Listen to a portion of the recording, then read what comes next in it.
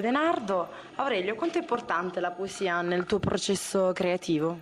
Ah, è importante molto, anche perché il linguaggio che cerco di comunicare non è un linguaggio, come si può dire, popolare, ma è un attimino, si può dire anche costruito, perché le parole, insomma, sono molto importanti per cercare di comunicare ai ragazzi che ascoltano quello che si vuole dire. E come è avvenuto il tuo incontro con Musicultura?